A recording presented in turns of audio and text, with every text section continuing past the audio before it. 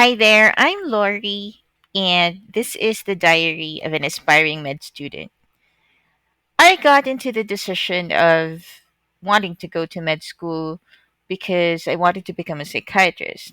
But before I get to that, I want to talk about how different people have different reasons why they want to get into med school.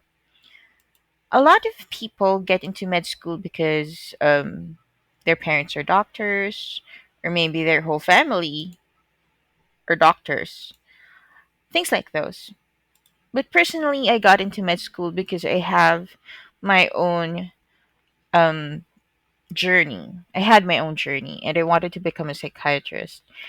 I got diagnosed as a bipolar in 2001, and it was a journey of wellness actually. And it was because of that diagnosis of becoming bipolar that of being bipolar that I decided that I wanted to help other people who have the condition. So I decided to become a psychiatrist eventually. So why psychiatry and not clinical psychology? Why do I have to go through all the hoops of med school, which is pretty difficult compared to just clinical psychology? Clinical psychology is probably just going to be a walk in the park for me, especially since I have a strong background in research and dissertation creation. Um, I chose psychiatry because I will be able to prescribe medicines here in the Philippines. And in the Philippines, psychiatrists are hybrid. They not only prescribe medicines, but they also do therapy. In the US, the boundaries or the separation of tasks or um I wouldn't call it authority, but how people conduct clinical therapy is different in the United States. Like a clinical psychologist has to do the therapy, the talking therapy, whereas the psychiatrist is the one prescribing the meds. Here in the Philippines, a psychiatrist can do both.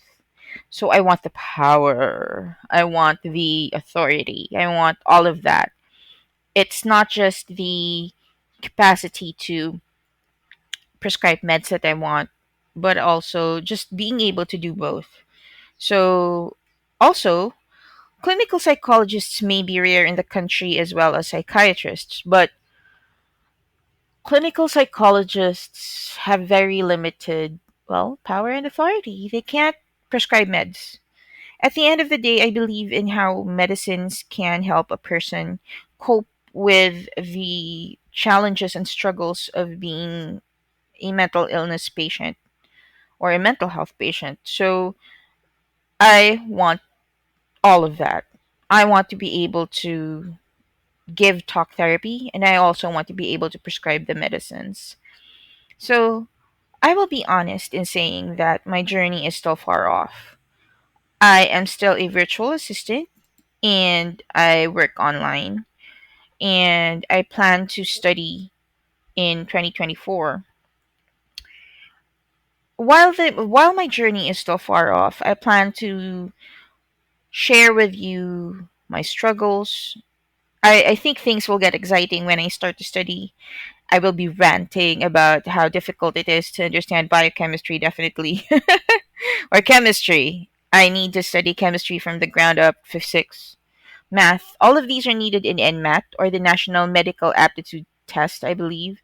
And I need that in order to get into my med school of choice. While my journey is still far off, my daily struggles are here. And I want to be able to share my life as an aspiring med student, as an aspiring psychiatrist in the future. To be honest, I'm living an atypical life. I'm 37, and it's going to be difficult to justify that I didn't. Well, not really. I mean, everybody can do whatever they want in this life, especially in America and the Philippines. It's easy to change careers in these two countries. But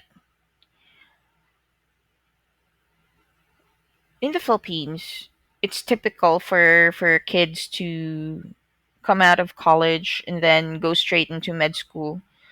I am living an atypical life in that I took a whole long time. I worked and I will be going back to school when I am probably 40, 41. So it's the struggle not just of an aspiring psychiatrist, but also of a girl who didn't walk the same path that others did. She danced to her own tune. And more than that, she didn't let other people's timelines dictate how she would um go about her career. So this is going to be my story. So what would you expect from my podcast? You would definitely have to expect that I will be talking about my daily work. Later, when going to start studying, I will be ranting about how difficult my subjects are, how crappy my day is going because I feel like I'm failing my exams. I personally prefer to get everything perfect. But I will be honest in saying that I need to learn how to really be nicer to myself academically. So I want to be able to share that with you. So I will still be talking about work. It's going to be a diverse podcast until the time that I will be in med school. That's definitely how it will be.